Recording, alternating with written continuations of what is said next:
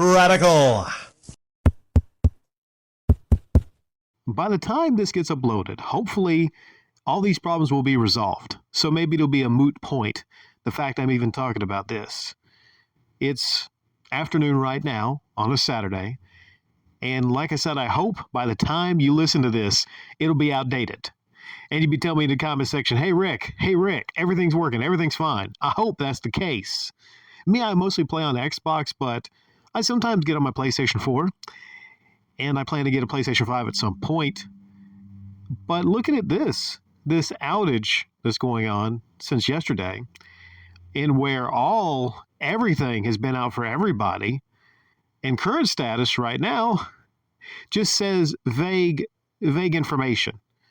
Some services are experiencing issues, and that would be account management, gaming, social, PlayStation Video, PlayStation Store, PlayStation Direct. So it's a little bit concerning that PlayStation themselves don't know what the fuck's going on. Because, you see, in this PlayStation status page, it should say services are having issues. This is when this will be resolved. But there's nothing there. Now, this has put fear into the hearts of a lot of PlayStation gamers because they probably remember back in 2011, believe it or not, and it seemed like I don't remember people talking about 2011, how the network was down for 24 days, nearly a damn month it was down. So I couldn't imagine that happening again, but who knows? Because like I said, who knows what caused this outage? Who caused the issues? What caused the issues? I was seeing some people talking about how Microsoft could have put a Trojan horse in there when they made Forza 5, or they did something to where it's just on the wish list, but that's just kind of silly. I don't know. That would be crazy and insane if the network starts going down a whole lot after they start carrying Xbox games.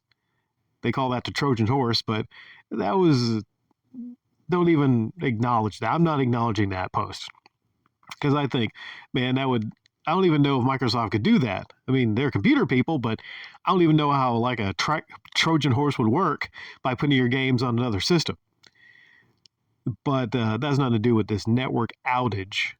Nothing to do with it. So if anybody's telling you, hey, this is a plot by Microsoft or something, and no, it's not that. This is just, well, I don't know what the hell it is.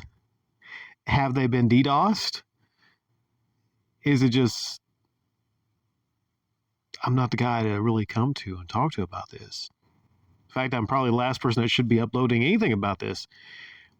What I wanted to add to it personally, though, outside of the story, which is, like I said, the network being down, been down since yesterday, is that it's not a terrible thing for this to happen every now and then. Let me explain. Let me explain for some of you that are about to get angry at me that you can't get on there and play Call of Duty Black Ops. You can't get your double XP weekend because it's the weekend. Let me explain how, if, let's say, the gaming companies at all maybe listen to people. I don't know if they do.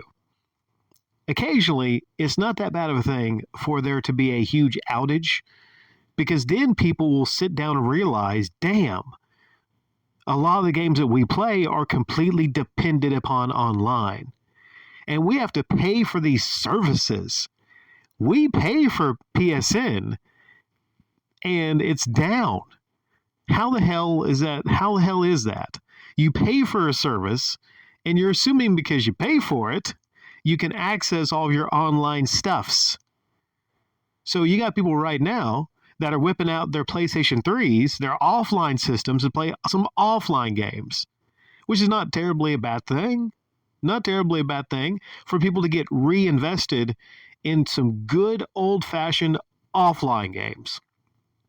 I just personally don't like the fact that almost all the focus right now seems to be on the online aspect of games and these live services. Well, if there's all these outages that will continue into the future, and thankfully it's not really that often this happens, but if these outages keep happening in the future, it'll show people the true weakness of an online-only game. So you look at something like Destiny. There's no offline mode in Destiny. It is a online live service.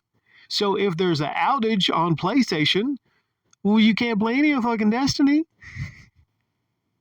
Ideally, in my ideal world, this is how I feel personally. I feel every single game that releases should have some kind of offline component. And that should be built into the fucking game. Because, if it's a system where you have games supposedly, like Concord that was going to come out, but it's not out now.